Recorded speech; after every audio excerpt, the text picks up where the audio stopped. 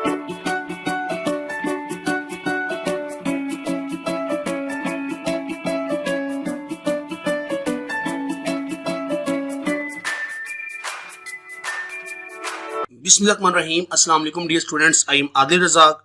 Dear students, आज हम अपना lecture revision and quick review के सिलसिले को हम कंटिन्यू करते हैं और आज हम जिस चैप्टर को रिव्यू करने जा रहे हैं ये है second year physics chapter number 18 electronics.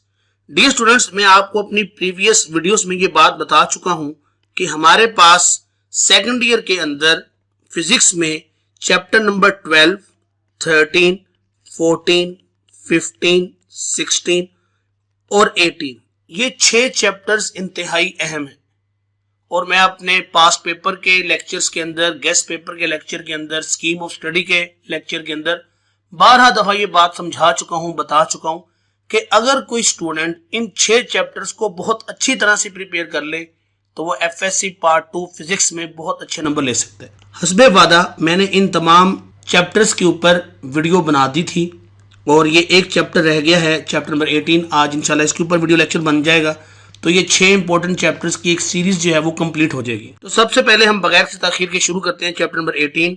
इसका नाम है जी इलेक्ट्रॉनिक्स। इलेक्ट्रॉनिक्स के अंदर हमने पढ़ना क्या होता है? इसके अंदर हमने सबसे इंपॉर्टेंट जो चीज पढ़नी है वो है कंट्रोल्ड मोशन ऑफ इलेक्ट्रॉन्स। ये इंपॉर्टेंट चीज है। The branch of physics which deals with the study of controlled motion of electrons. के यहाँ पर इलेक्ट्रॉन्स की मोशन को कंट्रोल किया जाता है। इलेक्ट्रॉन्स की मोशन को कैसे कंट्रोल किया जाता है, ये एक सवाल है, एक बच्चे के जहन में उभरता है कि इलेक्ट्रॉन्स को भी क्या हम कंट्रोल कर सकते हैं? तो जवाब है जी बिल्कुल कर सकते हैं। कैसे कर सकते हैं? हमने कहा जी हम मुख्तलिफ स्विचेस से कंट्रोल कर सकते हैं। तो इलेक्ट्रॉनिक्स में बेसिकली हमने स्विचिंग पढ़नी होती है कि किस तरह इलेक्ट्रॉन की मोशन को स्विच करवाया जा सकता है। तो यहाँ पर जो स्विचेस हैं वो डायोड है, वो आपके पास ट्रांजिस्टर है, वो ऑपरेशनल एम्पलीफायर है और उसके आगे हम बात करें तो लॉजिक गेट्स। तो ये जी इलेक्ट्रॉनिक्स के अंदर हमने पढ़ना है। लेकिन सवाल ये है कि इलेक्ट्रॉनिक्स की बिल्डिंग किस चीज़ पे खड़ी है?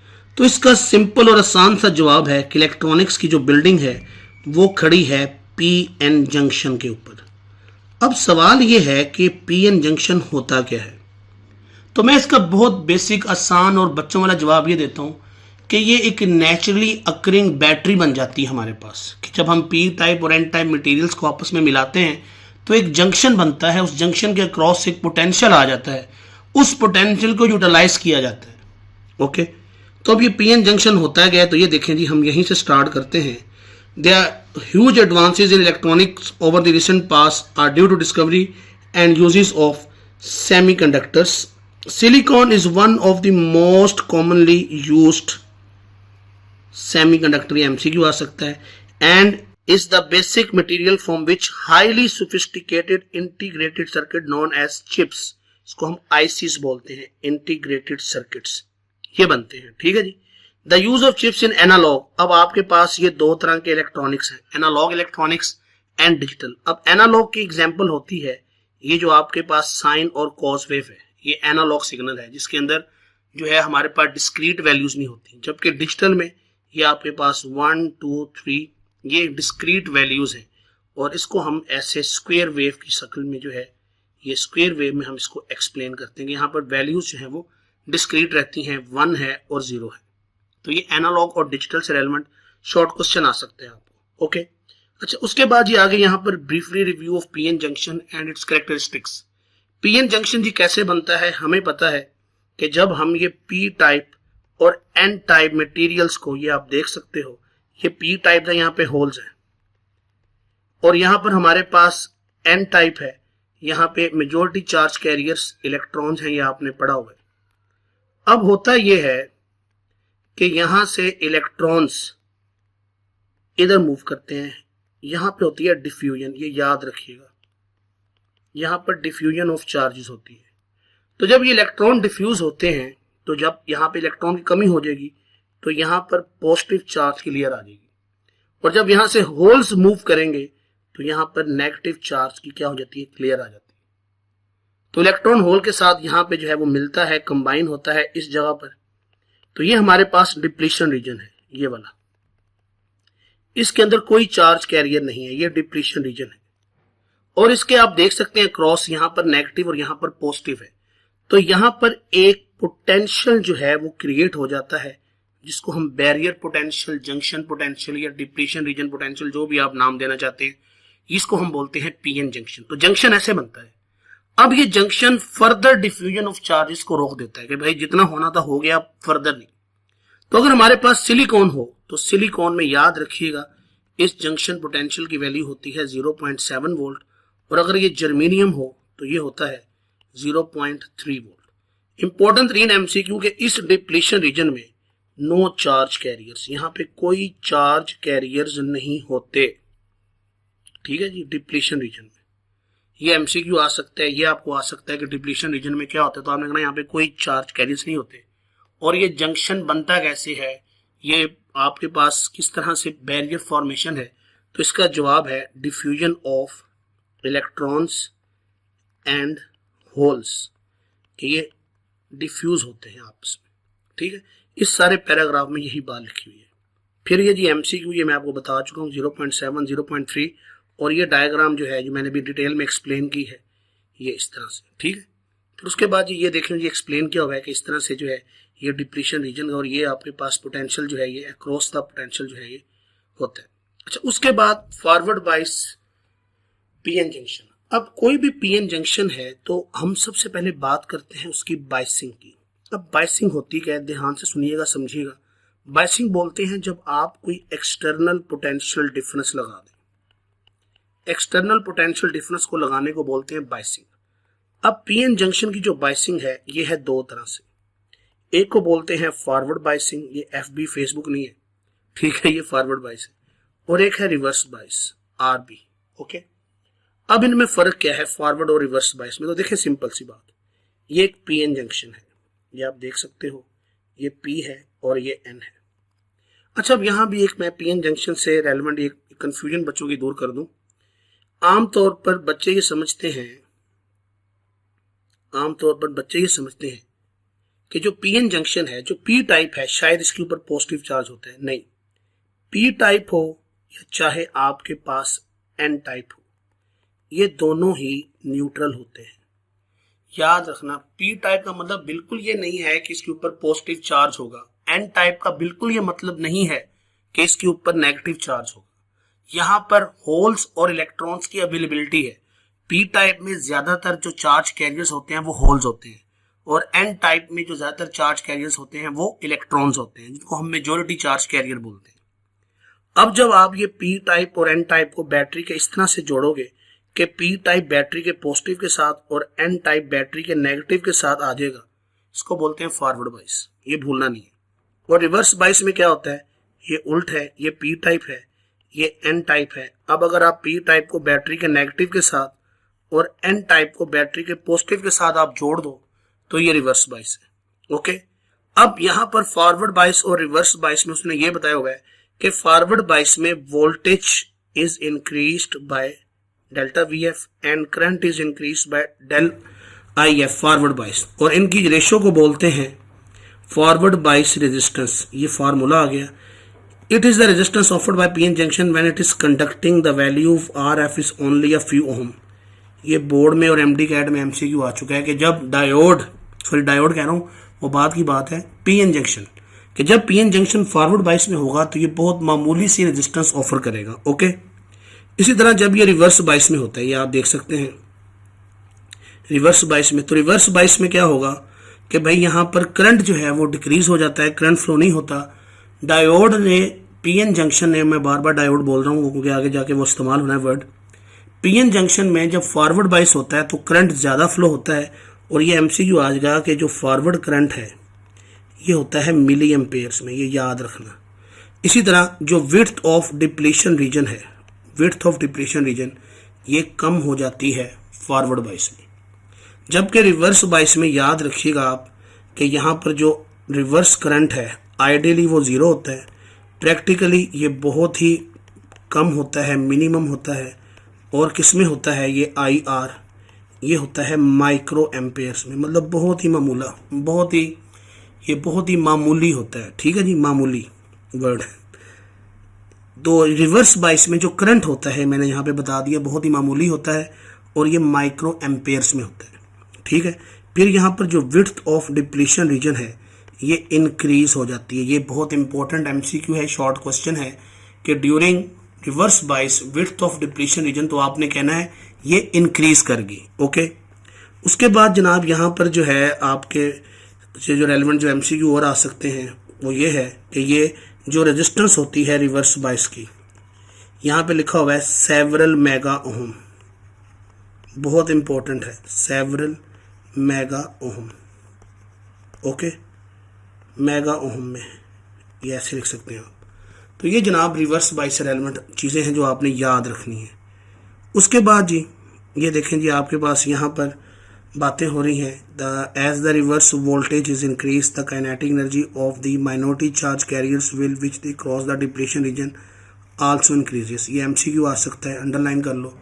It is sufficient to break a covalent bond, तो जब कोवेलेंट बॉन्ड ब्रेक होता है, अगला MCQ, more electron hole pairs are created, कि जब भी कोवेलेंट बॉन्ड टूटेगा इलेक्ट्रॉन होल पेयर जनरेट होगा, ठीक है।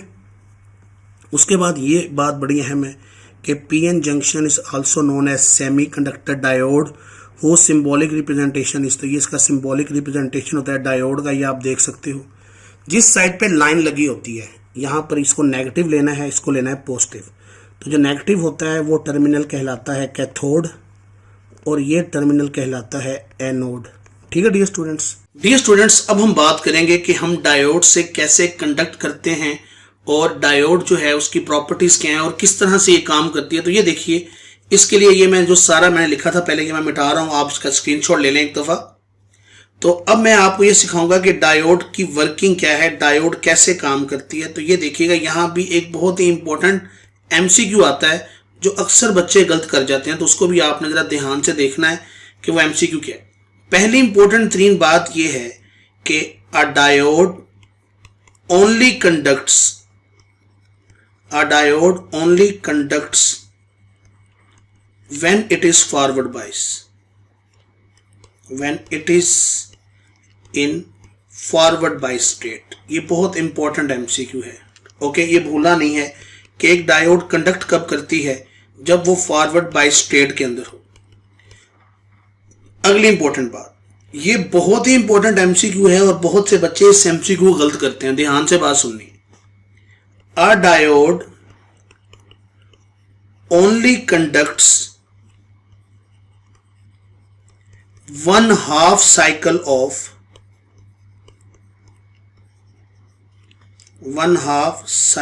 of AC input। ये बातें आपने भूलनी नहीं है, ठीक है। ये आप इसका स्क्रीनशॉट ले लो, इसको आप नोट कर लो अपनी बुक के ऊपर, साइड पर, रजिस्टर के ऊपर, कहीं भी लिख लो ये दो बातें कि डायोड सिर्फ तब कंडक्ट करती है जब वो फॉरवर्ड बाइस हो, और एक डायोड हमेशा 1/2 साइकिल ऑफ एसी इनपुट जो है कंडक्ट करेगी।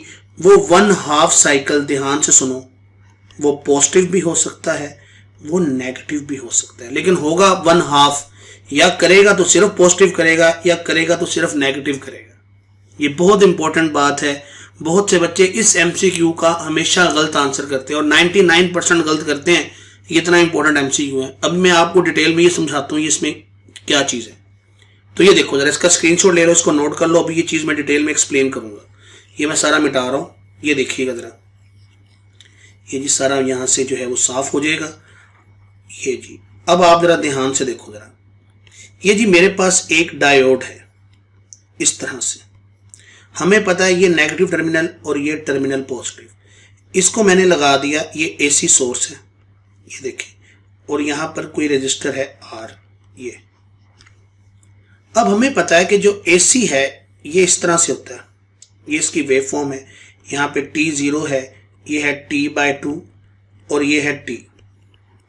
अब आप जानते हो कि ये जो है T0 से T/2 ये है पॉजिटिव हाफ साइकिल, और T/2 से जो T है ये है नेगेटिव हाफ साइकिल, ओके।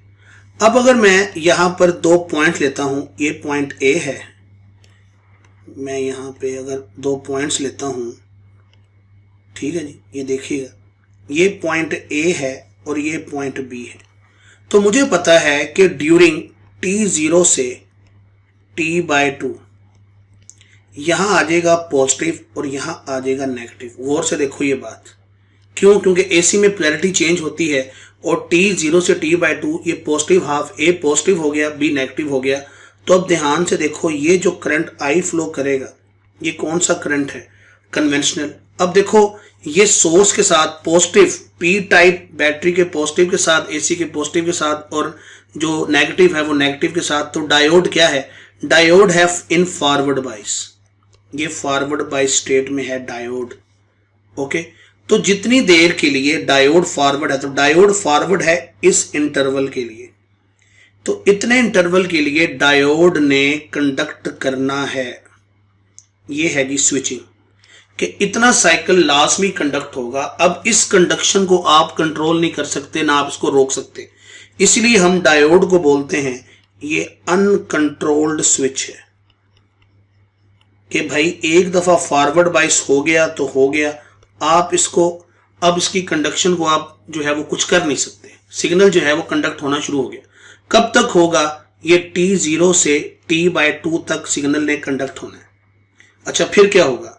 फिर जैसे ही नेगेटिव हाफ साइकिल आएगा, मतलब अब ए पे क्या आ गया? ए पे आ गया नेगेटिव और बी पे क्या आ गया? पॉजिटिव। अब ये करंट पॉजिटिव है, आई कन्वेंशनल करंट। अब देखो पॉजिटिव इसके साथ, इसके नेगेटिव के साथ लगा होगा ये। तो अब डायोड जो है, हमने कहा जनाब अगर हम बात करते हैं t/2 से t, तो डायोड हो गई है रिवर्स बाइस। तो इस इंटरवल के लिए डायोड कंडक्ट नहीं करेगी। तो देखें जितना इंटरवल है आपके पास उसमें आप डायोड से कंडक्ट नहीं करवा सकते। तो ये है स्विचिंग, कि एक हाफ साइकिल कंडक्ट करवा लिया, एक हाफ साइकिल कंडक्ट नहीं करवाया। ओके, अब देखो ये डायोड ऐसे लगी थी, जब डायोड ऐसे लगेगी तो कौन सा साइकिल कंडक्ट हुआ है? पॉजिटिव। अक्सर बच्चे आमतौर पर टीचर ऐसे पढ़ाते हैं, बताते हैं, तो बच्चा यही समझता है कि यहां पर सिर्फ पॉजिटिव हाफ साइकिल ही कंडक्ट होगा। नहीं, अभी देखिएगा, मैं अभी ये चेंज करूंगा। ठीक है, अब ये मैं लगाऊं मिटाने, इसका एक दफा आप स्क्रीनशॉट लेना चाहते हो स्क्रीनशॉट ले लो। अभी इसको मैं लगाऊं चेंज करने, देखें चेंज कैसे करूंगा, ये देखो जरा। अगर मैं इस डायोड का रुख ही चेंज कर दूं, ये देखें जरा, गौर से बात सुननी और समझनी है। डायोड का रुख कैसे चेंज किया, ये देखें इस तरह से, ये देखो ये। अब आप जरा गौर से देखो कि जब ये t/2 से t होगा, t0 से t/2, चलो इसको मैं ना सारा ही मिटा देता हूँ वरना आपने कंफ्यूज हो जाना है। ये मैं सारा ही यहाँ से ये मिटा रहा हूँ, ये लें, ताकि आपको जरा बात अच्छी तरह से समझ आ सके। ये लें जी, ये सारे ही मैं मिटा देता हूँ। ठीक है, ये भी मिटा देते हैं, ये भी, ये सारे ही चले। नहीं जी, ये रजिस्टर आ गया जी आर, ये भी मिटा देते हैं टर्मिनल्स। ओके, अब जरा ध्यान से मेरी बात सुनिएगा। ठीक है, ओके, ये तो लगा होना चाहिए, ये एरो यहाँ पे नहीं होना चाहिए। ठीक है, यहाँ पे आ गई जी रजिस्टर्स आर। अब आप गौर से देखो, एसी का साइकिल तो वही रहेगा ऐसे करके। ये है t0, ये है t/2 और ये है t। ओके, अब जब यहाँ पे है a और यहाँ पे है b, तो शुरू में t0 से t/2 हमें पता है इसने ऊपर होना है पॉजिटिव, नीचे होना है नेगेटिव। अब ये नेगेटिव टर्मिनल होता है डायोड का, ये होता है टर्मिनल पॉजिटिव। अब देखें पॉजिटिव नेगेटिव के साथ कनेक्ट है, तो इस टाइम क्या हो रहा है? इस टाइम ये रिवर्स बाइस है। तो अब ये जो साइकिल है t0 से t/2, इस दौरान डायोड बिल्कुल कंडक्ट नहीं करेगी। क्यों नहीं करेगी? क्योंकि ये रिवर्स बाइस है। तो लाजमी नहीं होता कि डायोड हमेशा पॉजिटिव हाफ साइकिल ही कंडक्ट करे। अब मैंने डायोड का रुख बदल दिया है, तो अब diode positive half cycle conduct कर ही नहीं सकती। क्यों? क्योंकि वो रिवर्स बाइस हो गई है। ओके, तो ये बात थी इसके अंदर इंपॉर्टेंट। अच्छा, अब जब आप बात करेंगे t/2 से t वाले इंटरवल, ये देखो ये है नेगेटिव इंटरवल। तो इस इंटरवल में क्या होगा? अब जब यहां पर आ जाएगा ऊपर नेगेटिव और यहां पर आ जाएगा पॉजिटिव नीचे, तो देखो नेगेटिव नेगेटिव के साथ जुड़ा हुआ है। तो अब ये कौन सी बाइसिंग है? हमने कहा ये फॉरवर्ड बाइसिंग है। तो अब ये जो इंटरवल है ये वाला, ये कंडक्ट हो जाएगा। तो देखो डायोड का रुख बदल दिया, तो आपने नेगेटिव हाफ साइकिल कंडक्ट करवा लिया। तो अब वो जो एमसीक्यू था कि बताएं डायोड कितनी देर के लिए कंडक्ट करती है, तो उसका राइट ऑप्शन क्या होगा कि diode only conducts for one half cycle. वो पॉजिटिव हाफ साइकिल भी हो सकता है, वो नेगेटिव भी हो सकता है, डिपेंडिंग अपॉन कि सोर्स के साथ डायोड लगी कैसे हुई है। आई होप कि आपको ये कंसेप्ट समझ आ गया होगा। ठीक है, अब मैं इसको लगाऊं मिटाने। ठीक है, अब यहां से हम अगली बात करेंगे। चलें वो नीचे चलते हैं हम। रेक्टिफिकेशन। रेक्टिफिकेशन क्या होता है जी? पहले ही एमसीक्यू के conversion of alternating current into direct current is called rectification. ये एमसीक्यू है।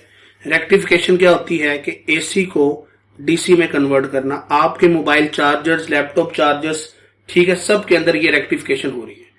एक होता है डीसी को एसी में कन्वर्ट करना, इसको लिए हम इस मेथड को बोलते हैं इन्वर्जन या इन्वर्टर, यहां पे इस्तेमाल होता है। ठीक है, इन्वर्जन। ओके, यहां पे मैं इसको लिख देता हूं दोबारा से कि इसको बोलते हैं इन्वर्जन। आप सुन भी लें जरा इसको कि ये इन्वर्टर या इन्वर्जन इसको बोलते हैं। ठीक है, यहां पे लिख रहा हूं इन्वर्टर, ठीक है, या इन्वर्जन।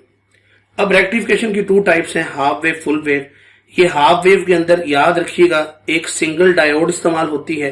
ठीक है जी, ओनली अ सिंगल डायोड, ये आपके सामने है। अब यहां पर ये जो मैंने भी सारा कुछ आपको सिखाया था कि डायोड देखे इस तरह से लगी है, तो अब ये सिर्फ ये पॉजिटिव हाफ साइकिल कंडक्ट करेगी फॉरवर्ड बाइस में। तो ये साइकिल कंडक्ट होगा। ये चूंकि नेगेटिव हाफ साइकिल है, इसके लिए ये पॉजिटिव के लिए फॉरवर्ड बाइस है, नेगेटिव के लिए ये रिवर्स बाइस है। तो इसीलिए ये वाला साइकिल कंडक्ट नहीं हो रहा। यहां पर देखें ये गैप आ गया। ओके, फिर ये साइकिल है, दोबारा नया साइकिल आया, ये फॉरवर्ड बाइस हो गया, तो ये साइकिल इसने कंडक्ट करवा दिया। तो इस तरह की जो आउटपुट होती है ये होती है हाफ वेव रेक्टिफिकेशन की। थ्योरी आपने लिख लेनी है, ये आप सारा यहां से पढ़ लो। यहां इंपॉर्टेंट 3 एमसीक्यू क्या आता है कि यहां पर जो इनपुट फ्रीक्वेंसी है और जो आउटपुट फ्रीक्वेंसी है ये दोनों सेम होती हैं। पहली चीज, इसकी जो एफिशिएंसी है वो 41.6% होती है। यहाँ पे कुछ लॉसेस भी हैं। ठीक है, तो 41.6% ये एफिशिएंट है। ओके, ये भूलना नहीं। उसके बाद आ जाओ जी फुल वेव रेक्टिफिकेशन में। ठीक है, ये फुल वेव रेक्टिफिकेशन है, थोड़ा सा यहाँ मिटा हुआ है, फुल वेव रेक्टिफिकेशन। अच्छा, अब फुल वेव रेक्टिफिकेशन में क्या होता है? यहां पर हमने 4 डायोड इस्तेमाल करनी है। किस कॉन्फ़िगरेशन में? ब्रिज कॉन्फ़िगरेशन में। और यहां पर जो आपने बात याद रखनी है वो है डायगोनल। डायगोनल मींस ये पॉइंट, इसी तरह ये पॉइंट्स होते हैं डायगोनल। हाफ वेव और फुल वेव रेक्टिफिकेशन में फर्क क्या है कि यहां पे फुल वेव में पूरी वेव रेक्टिफाई होगी, पूरी वेव जो है वो एसी से डीसी में कन्वर्ट होगी, जबकि हाफ में आधी होती थी, आधी नहीं होती थी। यहां हमने पूरी को करवाना है, तो इसलिए हम डायोड को इस तरह से एडजस्ट करेंगे कि पॉजिटिव हाफ साइकिल भी कंडक्ट करवा लेंगे, नेगेटिव भी करवा लेंगे, लेकिन ये फुल वेव के अंदर। ठीक है, अब यहां पे होना क्या है? होना यह है कि आपने डायगोनल के ऊपर इनपुट, ये देखें ए और बी पर आपने इनपुट देनी है और आउटपुट आपने लेनी है अगले डायगोनल से। ये देखें यहां पर ये आउटपुट, ये रेजिस्टेंस है, ये आउटपुट। तो अब यहां पर आपने इसको लिखना कैसे है? ये इंपॉर्टेंट लॉन्ग भी आ सकता है आपको। तो यहां पर इंपॉर्टेंट बात ये है कि जब आपके पास ये वाला ये एसी है, ये, तो जब आपके पास T0 से T/2 है तो आपके पास D1 और D3 ये फॉरवर्ड बाइस है। कैसे कि आपके पास ये टर्मिनल पॉजिटिव है, ये टर्मिनल नेगेटिव है, करंट चला यहां से, ये करंट जब यहां आएगा तो इसके अंदर से नहीं फ्लो करेगा क्योंकि ये रिवर्स बाइस है, वो यहां से गुजरेगा इस डायोड से, इस डायोड से होता हुआ वो इस रेजिस्टर में से गुजरेगा, फिर चलता चलता वो यहां आएगा, जब यहां आएगा तो वो इधर नहीं जाएगा, वो इस डायोड में से गुजरेगा और फिर ये रास्ता कंप्लीट हो गया। तो याद ये रखना है कि यहां पर जो डायगोनल की डायोड्स हैं वही जो हैं एक साइकिल में फॉरवर्ड बाइस होंगी और उनकी वजह से ही जो है वो करंट फ्लो होगा। याद रखिएगा कि आपके पास यहां पर डायगोनल की डायोड नहीं क्या करना है, वो करंट जो है वो फ्लो करवाना है, कंडक्ट करना है। फिर इसी तरह जब आपके पास नेगेटिव हाफ साइकिल आएगा T/2 से T तक, तो ये देखो अब ऊपर आ गया नेगेटिव, नीचे आ गया पॉजिटिव। हमने किस करंट को देखना होता है? कन्वेंशनल को। तो हमने कहा जी ये कन्वेंशनल करंट यहां से चला, इधर पहुंचा, ये आप देख सकते हो। यहाँ से ये इधर तो जा नहीं सकता क्योंकि ये नेगेटिव है, ये पॉजिटिव, तो ये हो गया रिवर्स बाइस। ये यहाँ से गुजरेगा, इस डायोड में से गुजरा, फिर ये किधर से गुजरा, ये गुजरा रजिस्टर में से, यहाँ से होता हुआ ये इधर गया और इधर में से ये इस डायोड में से गुजरेगा और ये आ गया वापस। तो वंस अगेन देखो भाई, यहाँ पर ये डायगोनल की डायोड ने क्या किया है, कंडक्ट किया है। और अब कैसे पता चलता है इसने कंडक्ट नहीं करना, तो कैसे पता चलता है कि अब एसी डीसी में कन्वर्ट हो गया है। हमने कहा जी रजिस्टर के अंदर करंट की डायरेक्शन, अब देखो यहाँ पे करंट की डायरेक्शन भी डाउनवर्ड है, इस साइकिल में भी जो है डाउनवर्ड है। तो जब करंट की डायरेक्शन एक हो जाती है तो हम बोलते हैं ये रेक्टिफिकेशन हो गई है, एसी डीसी में कन्वर्ट हो गया। अब यहाँ जो आउटपुट वेव फॉर्म आती है वो इस तरह से आती है, ये इसको बोलते हैं पल्सेटिंग डीसी। क्या बोलते हैं इसको, पल्सेटिंग डीसी। इसको स्मूथ डीसी बनाने के लिए हम इस्तेमाल करते हैं आरसी फिल्टर सर्किट। तो आरसी फिल्टर सर्किट में क्या होता है कि इस रेजिस्टर के आगे आप एक कैपेसिटर लगा देते हैं जो अब T = RC को इस्तेमाल करके इस पल्सेटिंग डीसी को ये स्मूथ डीसी में कन्वर्ट कर देता है। ये स्मूथ डीसी है।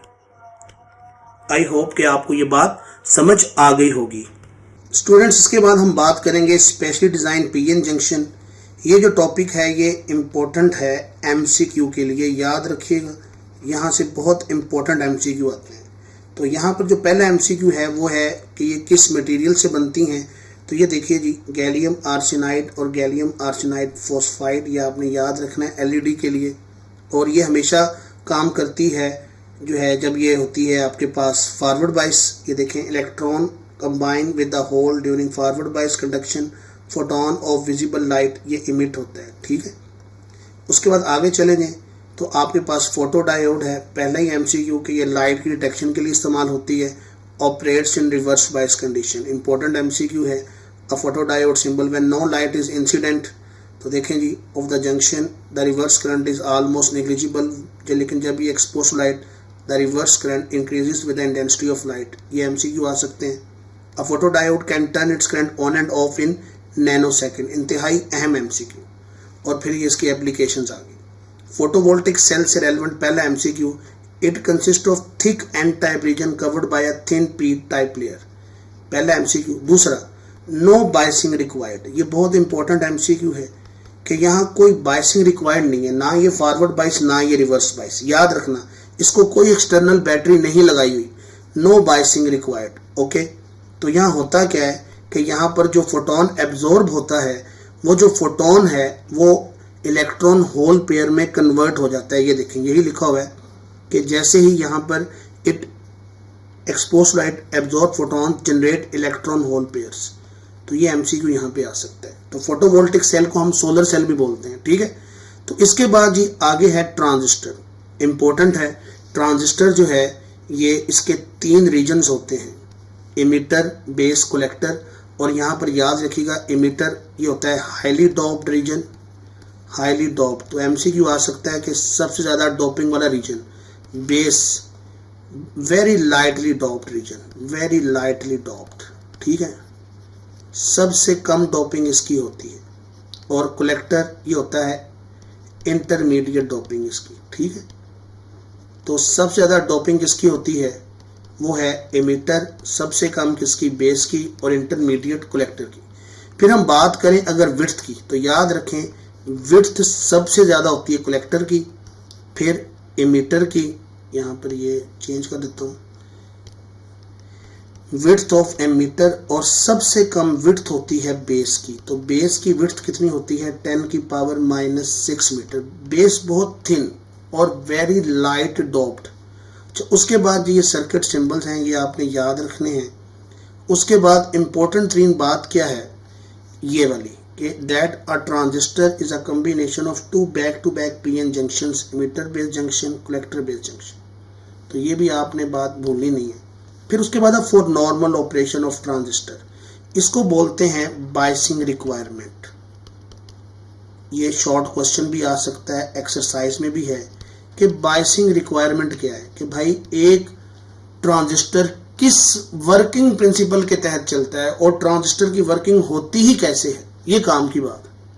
तो ये आपने याद रखना है कि ट्रांजिस्टर के अंदर कुछ बाइसिंग रूल्स हैं, वो रूल्स हमने ब्रेक नहीं करने। लेकिन रूल से पहले ये जरा आप एक बात समझ लो, ये एमिटर है और ये है बेस, तो इसको बोलते हैं एमिटर बेस जंक्शन, इसको बोलते हैं ये कलेक्टर बेस जंक्शन। ओके, ये आपने भूलना नहीं। फिर हमारे पास एक चीज और भी आपको पता होनी चाहिए कि ये एक ट्रांजिस्टर है,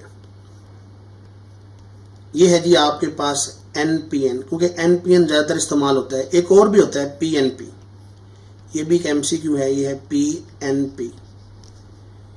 तो जो पहला होता है ये हमेशा एमिटर, दूसरा हमेशा बेस, तीसरा हमेशा कलेक्टर। एमिटर, बेस और कलेक्टर, ये आपने भूलना नहीं है, ठीक है। ये भी चीज एक इंपॉर्टेंट है। अगर पी सैंडविच हो तो ये एनपीएन है, अगर एन सैंडविच हो तो ये पीएनपी ट्रांजिस्टर है। ओके, और अब हमने इसकी बाइसिंग देखनी है। तो देखें जी, batteries VBB and VCC are connected in such a way that its emitter based junction is forward biased and collector based junction is reverse biased, VCC of much higher voltage than VBB। 3 असूल बताए उसने, 3 असूल। वो 3 असूल क्या हैं? वो तीनों यहाँ पर आपको नजर भी आ रहे हैं, लेकिन मैं एक बार बताता हूँ कि भाई जो एमिटर बेस्ड जंक्शन है इसको हमेशा होना है फॉरवर्ड बाइस, ठीक है। दूसरा, अच्छा, ये जो बाइसिंग है चाहे पीएनपी हो चाहे एनपीएन हो, रूल सेम रहेंगे, ठीक है। इसी तरह उसने बोला कि कलेक्टर बेस ये हमेशा क्या होगा, ये होगा रिवर्स बाइस। और तीसरी चीज क्या है कि आपके पास जो रिवर्स बाइस बैटरी है VCC, वो हमेशा बड़ी होगी इनपुट से जो है VBB, ये वोल्टेज जो है। ये 3 रूल्स हैं। अब हम तीनों को अप्लाई करते हैं। इधर देखो, पहली बात, ये कौन सा ट्रांजिस्टर है? तो हमने कहा जी ये ट्रांजिस्टर है आपके पास NPN, ये NPN ट्रांजिस्टर है, ये आपने भूलना नहीं। अब देखो ये कौन सा जंक्शन है? ये है एमिटर बेस जंक्शन। जरा गौर से देखो, एमिटर बेस जंक्शन क्या होना चाहिए? Forward bias. तो एमिटर किसका है? N का। तो इसको बैटरी के किसके साथ जोड़ना है? नेगेटिव के साथ। और देखो बैटरी के नेगेटिव के साथ जुड़ा हुआ है, बिल्कुल जुड़ा हुआ है। अब आ जो बेस, देखो बेस किस टाइप की है? P की। तो मतलब इसको बैटरी के पॉजिटिव के साथ जुड़ा होना चाहिए, देखें जुड़ा हुआ है। अब आप आ जाए कलेक्टर बेस, ये देखें ये कलेक्टर बेस है ये। तो कलेक्टर बेस होता है रिवर्स बाइस। कलेक्टर किस टाइप का है? N टाइप का। तो N को रिवर्स करना है तो N को बैटरी के किसके साथ जोड़ेंगे? पॉजिटिव के साथ। बेस क्या है? P type. तो रिवर्स बाइस करना है तो बेस को किसके साथ जोड़ना है? नेगेटिव के साथ। और फिर नजर आ रहा है कि ये है VBB बैटरी और ये है VCC बैटरी। ये बैटरी छोटी है और ये बैटरी बड़ी है, तो रिवर्स बाइस वोल्टेज क्या हो गई? वो ज्यादा होगी। तो ये देखें इस तरह एक ट्रांजिस्टर काम करता है। ये था NPN। अब इधर आ जाओ, ये PNP है, ये है P और ये है N और ये है P। इसकी जरा बाइसिंग देखिए। Once again, emitter base should be forward bias. तो देखो ये P है तो बैटरी के पॉजिटिव के साथ जुड़ा हुआ है, बेस N टाइप है तो बैटरी के नेगेटिव के साथ जुड़ा हुआ है, हमने कहा ये फॉरवर्ड बाइस है। अब इधर देखो, ये है collector emitter, base. Collector base क्या होनी चाहिए? ये हमेशा रिवर्स बाइस होनी चाहिए। तो रिवर्स बाइस के लिए जरा गौर से देखो, ये है P टाइप तो बैटरी के नेगेटिव के साथ जुड़ा हुआ है। बेस N टाइप बैटरी के पॉजिटिव के साथ जुड़ा हुआ है। हमने कहा देखें जी ये वाला जंक्शन है रिवर्स बाइस और ये वाला जंक्शन है फॉरवर्ड बाइस। और फिर रिवर्स बाइस बैटरी जो है वो ज्यादा है as compare to forward bias. तो ये आपने बात भूलनी नहीं है। ये आपको शॉर्ट क्वेश्चन में आ सकती है, ये आपको एमसीक्यू में आ सकती है, और यही मेन लॉजिक है ट्रांजिस्टर की वर्किंग का। स्टूडेंट्स, इसके बाद हम आगे बढ़ेंगे कि ये करंट किस तरह से फ्लो होता है एक एनपीएन ट्रांजिस्टर के अंदर। स्टूडेंट्स, अब हम सीखेंगे कि किस तरह से करंट फ्लो होता है एक एनपीएन ट्रांजिस्टर के अंदर। तो ये देखो, यहाँ जो बैटरी लगी हुई है इसने क्या करना है? इसने चार्ज कैरियर्स इस इमीटर के अंदर मूव करवाने हैं, भेजने। तो ये जो इमीटर के अंदर चार्ज कैरियर्स हैं, जब ये मूव करेंगे तो ये बनेगा इमीटर करंट। ये करंट कहाँ जाना है? इसने जाना है बेस के अंदर। ये देखें, ये बेस के अंदर चार्ज कैरियर्स आ गए। अब बेस तो बहुत छोटी है, बहुत थिन है, ये इतने ज्यादा चार्ज कैरियर्स को अकोमोडेट नहीं कर सकती। तो ये बेस क्या करेगी? इस बेस के अंदर से कुछ चार्ज कैरियर्स, चूंकि बाइसिंग है तो ये चले जाएंगे वापस। ये देखें इस तरह से। तो ये जो चीज है ये है बेस करंट। और देखो बेस करंट दर हकीकत कौन सा करंट है? ये है लीकेज करंट, कि कुछ चार्ज कैरियर्स जो हैं वो वापस चले गए। मिसाल के तौर पर अगर 100 चार्ज कैरियर थे आपके पास इमीटर के पास, तो 2 चले गए यहां पर, तो फिर बेस के पास कितने रहे 98। बेस ने यही 98 के 98 किसको दे देने हैं कलेक्टर को।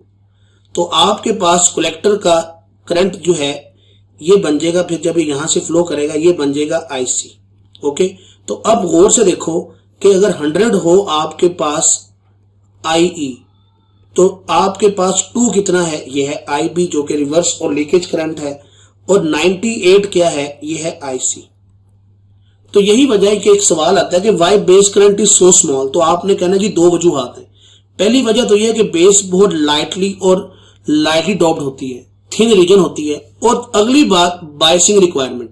देखिए यहां पर आप जरा बायसिंग को गौर से देखो जरा, ये मैं मिटा रहा हूं आपको समझाने के लिए। देखो अब आपके पास यहां पर थे, ये चूंकि बैटरी का नेगेटिव था तो आपके पास नेगेटिव चार्जेस है। अब ये नेगेटिव चार्जेस इधर जो है इस बैटरी के पॉजिटिव की तरफ अट्रैक्टेड है, और बाकी जो नेगेटिव हैं वो बैटरी के इस पॉजिटिव की तरफ अट्रैक्टेड है। तो मोस्टली जो हैं वो इधर जाएंगे और कुछ जो हैं वो इधर जाएंगे। तो बहुत थोड़े जो हैं वो उन्होंने इधर जाना है, इसलिए बेस करंट बहुत मामूली होता है। तो आपने कहना जी ये ट्रांजिस्टर की बायसिंग रिक्वायरमेंट की वजह से भी ऐसा है। ओके, ये जी आपके पास ट्रांजिस्टर करंट इक्वेशन आ गई, भूली नहीं है, MCQ में आ सकती है। उसके बाद यहां पर ये इक्वेशन है, इसको बोलते हैं करंट गेन। ये है beta is equal to IC over IB, very much important equation. ये भी न्यूमेरिकल्स में इस्तेमाल होती है। पहले न्यूमेरिकल के अंदर ये दोनों फॉर्मूले यूज हो रहे हैं, तो वो भी आपने प्रैक्टिस कर लेनी है, ठीक है। उसके बाद हम आगे बढ़ते हैं। तो ये एग्जांपल है, ये देखें इसके अंदर ये उसने ये फॉर्मूला इस्तेमाल करवाया हुआ है। मोस्ट इंपॉर्टेंट लॉन्ग क्वेश्चन वो ये है। तो इस क्वेश्चन को आपने अपने डिफरेंट की बुक से या टीचर नोट से आपने देख लेना है। मैं मेन बात बता दूंगा आपको यहाँ पे कि यहाँ पे हो क्या रहा है, ठीक है। डिटेल इतनी ज्यादा मैं एक्सप्लेन नहीं कर सकूंगा, टाइम कम होता है, आपको पता है। सबसे पहले यहां पर याद रखना है कि एक NPN ट्रांजिस्टर है, पहली बात। और ये NPN ट्रांजिस्टर एक मोड में इस्तेमाल हो रहा है, मोड ऑफ ऑपरेशन। और वो मोड ऑफ ऑपरेशन क्या है, वो है कॉमन इमिटर। अब ये कॉमन का मतलब क्या होता है और कॉमन इमिटर का मतलब क्या है, ये जरा बात सुननी है। कॉमन इमिटर, ये जी इमिटर है, ये आपके सामने, इसको आपने ये कॉमन किया हुआ है। कॉमन का मतलब होता है कि इसको आपने हमेशा लो पोटेंशियल पे रखना है। किस पे रखना है, लो पोटेंशियल पे। बात समझ रहे हैं, इमिटर कॉमन कर दिया है। तो जब भी एक NPN transistor common mode emitter में इस्तेमाल होगा तो ये एक्ट करेगा एज एम्पलीफायर। एम्पलीफायर का मतलब क्या होता है, to enhance the magnitude, to enhance the magnitude of input. ये आपने याद रखना कि इसने मैग्नीट्यूड का जो है इनपुट का मैग्नीट्यूड इसने इनहैंस कर देना। बाकी ये सारी मैथमेटिकल डेरिवेशन है, ये आप देख लीजिएगा। कुछ चीज ना समझ आए तो फिर मैं कोशिश करूंगा कि इसके ऊपर मैं बाकायदा डिटेल में वीडियो लेक्चर बना दूं। तो भाई इसका जो एंड रिजल्ट आता है वो ये है, ये देखें गेन होता है V आउट ओवर V इन, ये गेन का फॉर्मूला होता है। और यहां पर जो गेन आया वो है minus beta RC over RIE, ठीक है। तो ये जो नेगेटिव साइन है ये शो करता है फेज इन्वर्जन, ये भी MCQ है। फेज इन्वर्जन का मतलब क्या है, मतलब ये है कि आपने इनपुट दी इस तरह से तो आउटपुट मिली आपको इस तरह से। एक तो आउटपुट इनलार्ज हुई, दूसरा उसका फेज चेंज हो गया कितना, 180 डिग्री। तो ये जी इसके अंदर इंपॉर्टेंट बात है और यही बात यहाँ पे लिखी भी हुई है। ये आप MCQ के तौर पे इसको देख सकते हैं, ये जो बात यहाँ पे लिखी हुई है, ठीक है। और ये फार्मूला आपको आना चाहिए, ये MCQ में आ सकता है। आई होप कि ये बात समझ आ गई होगी। इसके बाद जी ट्रांजिस्टर एज अ स्विच। अच्छा, ये सवाल भी लॉन्ग में आ सकता है, शॉर्ट में भी आ सकता है, और MCQ तो बहुत ज्यादा इंपॉर्टेंट, मतलब मुझसे अगर आप पूछें तो मैं तो इसको MCQ के लिए ज्यादातर इंपॉर्टेंट समझता हूँ। लेकिन ये इटसेल्फ शॉर्ट क्वेश्चन भी है और इटसेल्फ लॉन्ग क्वेश्चन भी है। अब यहां पर जो बातें इंपॉर्टेंट है वो आपने सीखनी है, जरा बस 3 बातें वो आप सीख लोगे तो आपको ये समझ आ जाएगा। पहली बात क्या है कि भाईजान ये एक स्टूडेंट्स यहां पर जो इंपॉर्टेंट बातें जो आपने सीखनी है वो ये है, देखें जरा, ये जनाब एक सर्किट है जो इसके अंदर transistor as a switch. Switch का काम क्या होता है, किसी चीज को ऑन करना या ऑफ करना, ठीक है, ऑन या ऑफ, ठीक है, ये आपने भूलना नहीं। यहां पर जो इंपॉर्टेंट बात है वो ये है, the collector C and emitter E behave as terminals of the switch. पहला इंपॉर्टेंट एमसीक्यू, ये एमसीक्यू बोर्ड में बारहा दफा आ चुका है कि ट्रांजिस्टर एज अ स्विच के अंदर टर्मिनल्स ऑफ स्विच कौन जो है किरदार अदा करता है, तो आपने कहना जी collector and emitter. The circuit in which the current is to be turn on and off is connected across these terminals. जिस तरह ये देखेंगे बल्ब, ये बल्ब कहाँ लगा हुआ है, जरा गौर से देखो, ये लगा हुआ है कलेक्टर और एमिटर टर्मिनल के आगे। इस बल्ब को हमने ऑन ऑफ करना था। उसके बाद अगला इंपॉर्टेंट एमसीक्यू, ये the base and emitter E act as control terminals which decide the state of switch. तो ये है जी आपके पास एमिटर और बेस, ये क्या है, ये कंट्रोल टर्मिनल्स हैं। ये क्या है, इन्होंने बताना है कि स्विच को ऑन करो या स्विच को ऑफ करो। अब सिंपल सी बात, लंबी बात नहीं सुनाऊंगा, छोटी बात। अगर स्विच ऑन करना है, देखो जरा, स्विच ऑन करना है तो बेस करंट 2, बेस करंट अगर 0 नहीं होगी तो आईसी भी 0 नहीं होगा और आउटपुट आएगी, बल्ब रोशन हो जाएगा। अगर आपने इसको ऑफ करना है, क्या करना है, ऑफ, तो ऑफ करना है तो आप बेस करंट 2 ही ना। जब बेस करंट 0 होगा, कलेक्टर करंट क्या होगा, वो भी 0 होगा। क्यों 0 होता है, ये देखो, क्योंकि फार्मूला है beta is equal to IC over IB. Okay, इस फार्मूले के अकॉर्डिंग, और यही उसने बात लिखी है। जरा यहाँ पे देखो, वो कहता है जी कि the large value of electric current is possibly when the resistance between C and E drops down to such a small value that potential drop across C is nearly 0.1 volt. उसके बाद कहता है जी emitter at ground we can assume the electric is also at the ground, तो we can draw, ये circuit बन गया। C is switch is closed and the bulb glow due to flow of large electric current. To turn off this switch the base current IB is set to 0 by opening the base circuit। बिल्कुल जी, कहता जी ये IC भी 0 हो जाएगा। और अब क्या होगा, now the resistance between C and E becomes nearly infinity which opens the collector emitter switch। तो भाई जब करंट ही नहीं है तो रेजिस्टेंस इनफाइनाइट है, और जब करंट है तो रेजिस्टेंस बहुत कम है, तो वोल्टेज ड्रॉप जो है वो बहुत कम होगा। करंट ज़्यादा, वोल्टेज ड्रॉप कम, ठीक है। तो ये इसके अंदर जनाब इसने ये कहानी सुनाई हुई है। ऑपरेशन एम्पलीफायर क्या होता है, ऑपरेशन एम्पलीफायर आप ये समझ लें कि एक कैप्सूल है। ये देखें, इसको मैं अगर समझाऊं यहाँ पे कि ये देखें, ये कैप्सूल है, इसके अंदर आपने छोटे छोटे जो आपके पास सर्किट एलिमेंट्स हैं ना, इनको आपने कैद कर दिए और बाहर आपने ये पिंस निकाल जो है वो लगा दी हैं। ये इस तरह से आपको यहाँ पर जो सिखाया गया है वो बहुत बेसिक है। ये 8 पिन्स वाला है, लेकिन इन 8 पिनों में से सिर्फ 5 पिनें इस्तेमाल होती हैं। ये अगला एमसीक्यू है कि यहाँ पर जो आपको ओप एम्प दिखाया गया है, ये देखें आप, ये आप देख सकते हो, ये 8 पिन्स वाला है, लेकिन जो सर्किट सिंबल है इसमें ये 5 पिन्स होती हैं। ये 2 इनपुट, ये एक आउटपुट, और ये होती है एनर्जाइज करने के लिए। यहाँ पर प्लस VCC और माइनस VCC आ जाता है, ठीक है।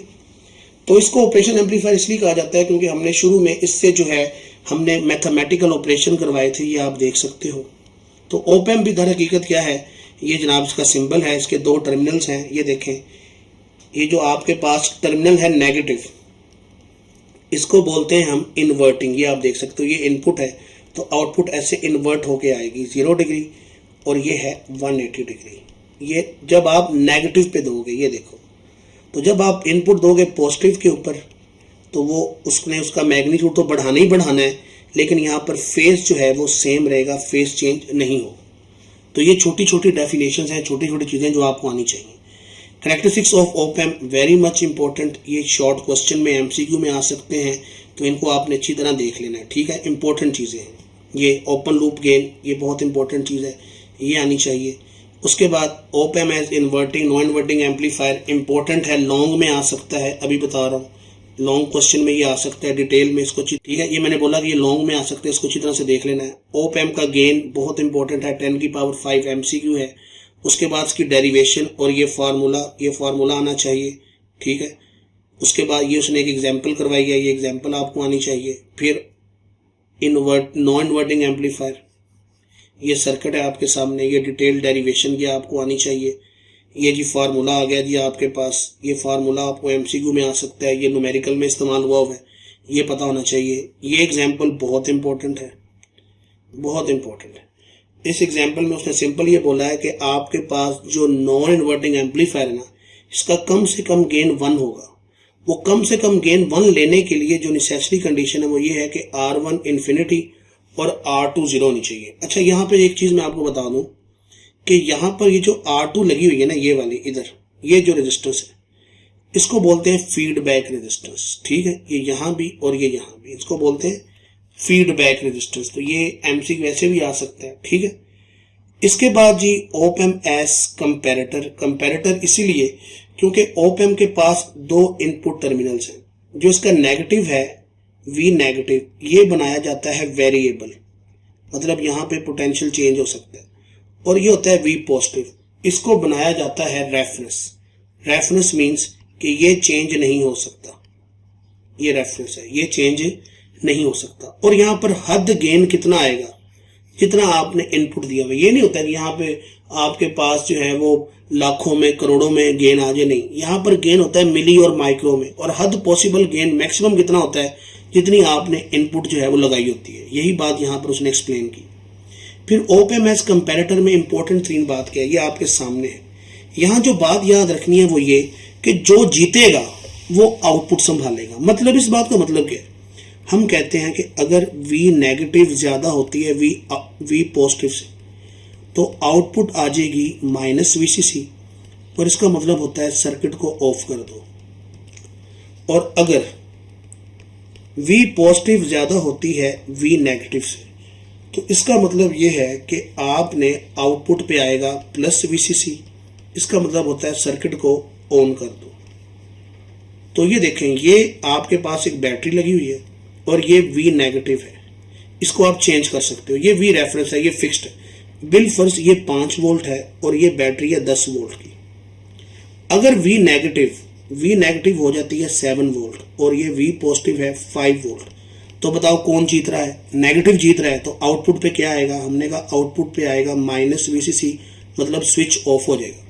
और अगर हम कहते हैं कि भाई V नेगेटिव जो है वो 3 हो जाए और ये 5, तो फिर V पॉजिटिव जीत रहा है, आउटपुट पे +VCC आएगा और सर्किट ऑन हो जाएगा। ओके,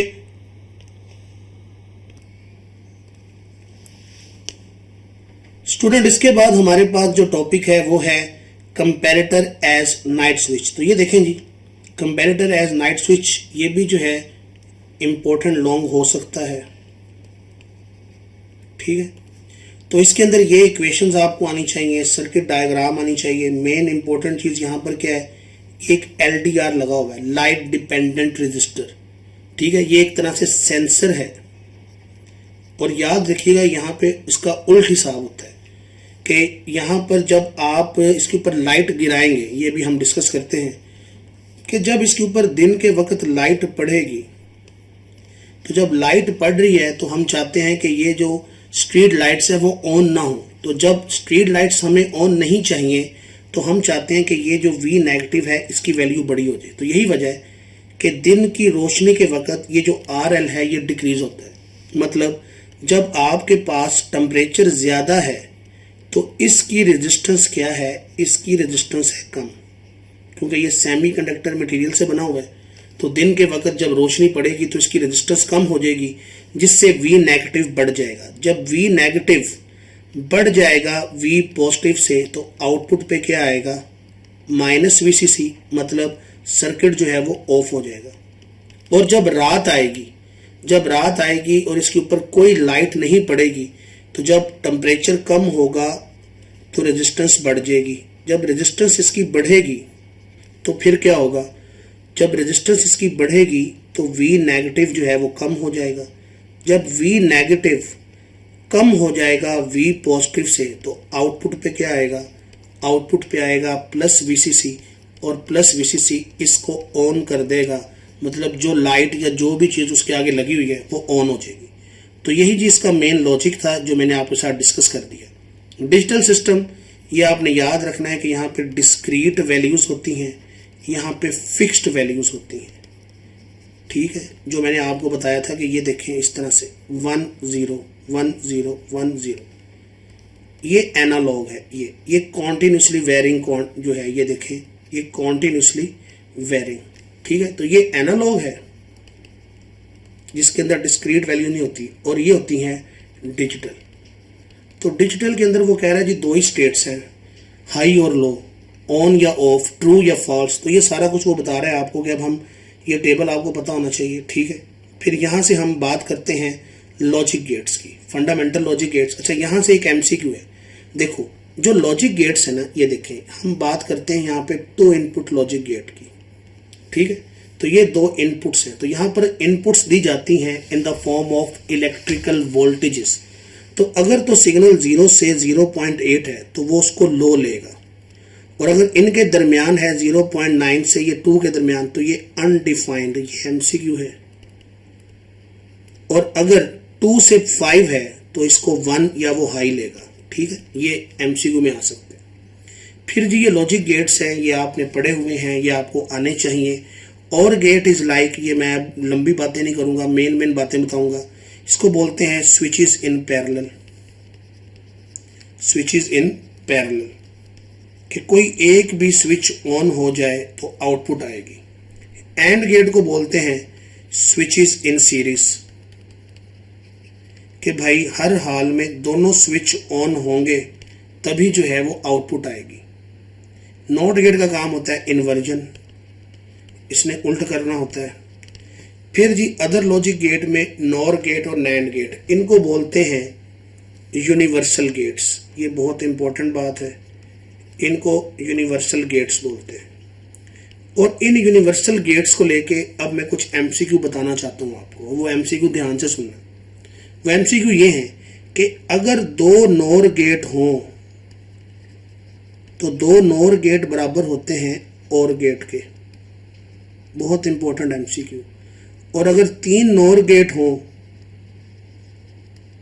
तो ये बराबर होते हैं एंड गेट के, मतलब इसकी जो आउटपुट है वो एंड गेट के इक्वल आएगी। ये भूलना नहीं है, ये इंपॉर्टेंट एमसीक्यू है, ये आने हैं, इनमें से कोई एक आधा आ सकता है बोर्ड में, किसी भी बोर्ड में।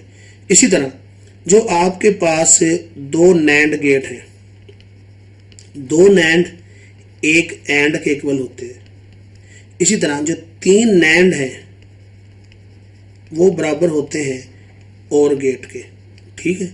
तो ये भाई एमसीक्यू थे 4 जो बड़े इंपॉर्टेंट हैं, जो आपको आने चाहिए। फिर उसके बाद ये एक्सक्लूसिव और गेट है, इसका फार्मूला, ये इक्वेशन, ये आपको आनी चाहिए। ये जनाब बेसिक गेट से कैसे बनते हैं ये आपको आना चाहिए। उसके बाद ट्रूथ टेबल है, इसका ट्रूथ टेबल इसका बहुत इंपॉर्टेंट है। इसके ट्रूथ टेबल में एमसीक्यू के आते हैं कि देखो जब इनपुट्स डिफरेंट हैं, इनपुट्स क्या है डिफरेंट, तो आउटपुट हाई है। तो एक्सक्लूसिव और गेट में आउटपुट कब आती है, जब इनपुट्स डिफरेंट हो। एक्सक्लूसिव नॉर गेट उसका उल्ट है, ये फार्मूला आना चाहिए, ठीक है जी। ये सिंबल है इसका, ये देखें, ये बेसिक लॉजिक गेट से कैसे बनता है ये भी आपको आना चाहिए। ये इसका ट्रूथ टेबल है, तो उसका उल्ट है। यहाँ पे देखो, यहाँ पे इनपुट कब आ रही है, सॉरी आउटपुट कब आ रही है, जब इनपुट्स क्या है, सेम है, या दोनों 0 है या दोनों 1 है। तो ये इंपॉर्टेंट चीज़ है जो यहाँ से आ सकती है आपको, ठीक है। उसके बाद यहाँ पर ये एक सेंसर की डेफिनेशन दी हुई है। Gates are widely used in control system, MCQ है। They control the function of the system by monitoring some physical parameters such as temperature, pressure और some other physical quantum system. As gates operate with electrical voltage only, so this devices required which can convert various physical quantities into electrical voltages, और इसको बोलते हैं sensors. ये sensor की definition है जो कि आपको आ सकती है और आपको पता होना चाहिए। बाकी ये यार थोड़ी सी जब बुक रीडिंग है इसको आप देख लीजिएगा, कोई इतना मुश्किल काम नहीं है। अगर मैं बात करूँ एक्सरसाइज की, तो एक्सरसाइज में यहाँ पर जो है ये देख लें आप, कोई 10 सवाल है। अब इन 10 सवालों के अंदर से भी अगर आप मुझसे इंपॉर्टेंट पूछेंगे तो मैं आपसे कहूँगा कि भाई ये सवाल बड़ा इंपॉर्टेंट है। 10वें में से बायसिंग रिक्वायरमेंट ये बता दी, बेस करंट, मतलब सारे सवाल ही मुझे लग रहे हैं, मैं ऐसा कोई सवाल मुझे नज़र नहीं आ रहा कि मैं आपसे कहूँ कि आप ये छोड़ दो ये कर लो। तो इसलिए मैं आपको सिंपल आसान लफ्ज़ों में यही कहूँगा कि ये मेन चैप्टर है भाई, ये सारा ही कर लो तो क्या ही बात है, ठीक है। 10 सवाल है, शॉर्ट क्वेश्चन है, तो मेन चैप्टर है, सारा कुछ कर लो, छोड़ो कुछ ना। Diode resistance curve is plot between, ये होता है जी वोल्टेज एंड करंट, ये पता होना चाहिए MCQ. The colour of light emitted by LED depends upon, तो ये डिपेंड अपॉन करता है जी आपके पास the type of semiconductor material use, किस मटेरियल से बना हुआ है। In half wave rectified the diode conducts during, in half wave rectifier, तो देखें भाई बोथ हाफ्स नहीं हो सकता, पोर्शन ऑफ पॉजिटिव हाफ नहीं हो सकता, पोस्ट ऑफ नेगेटिव हाफ नहीं हो सकता, 1/2 ऑफ द इनपुट। ये डिटेल में मैंने डिस्कस किया है आपसे एमसीक्यू, ठीक है। उसके बाद ये देखें जी, V I is positive at point B, तो respect to A which diode are on, तो बी पे अगर पॉजिटिव है, यहाँ पे नेगेटिव है, तो पॉजिटिव इसके अंदर से गुजरेगा। तो ये दो डायोड्स जो हैं वो फॉरवर्ड बायस हैं D2 एंड D4, ओके। उसके बाद the common emitter current amplification factor beta is given by, तो बीटा होता है IC ओवर IB, ये बन गया। Truth table of logic function, ये क्या करता है, display all input output possibilities, ठीक है। The output of a 2 input OR gate is 0 when it's OR gate है तो दोनों इनपुट 0 होनी चाहिए। A 2 input NAND gate with inputs A and B has an output 0 if, अच्छा जी, NAND gate है तो NAND गेट का ट्रुथ टेबल इस तरह से बनता है, ये आप देख सकते हो, 0 0 0 1 1 0 1 1, ठीक है। तो यहाँ पे आएगा, उल्ट करना है ना, यहाँ पे आएगा पहले एंड कर लो और उसके आगे NAND कर लो, ठीक है। ये लो, तो देखो यहाँ आया 0 0 0 1, तो इसको उल्ट कर लो आप, ये आएगा 1 1 1 0। तो उसने क्या पूछा है, उसने पूछा है आउटपुट 0, तो both A and B are 1, ये बन जाएगा, ठीक है। तो ये एंड वाला इसको भी ज़रा देख लें, ट्रूथ टेबल किसकी हिट का है, तो ये मुझे लग रहा है एक्सक्लूसिव नॉर गेट का लग रहा है, ठीक है। तो अल्फा ऑप्शन आ जाएगी इसकी।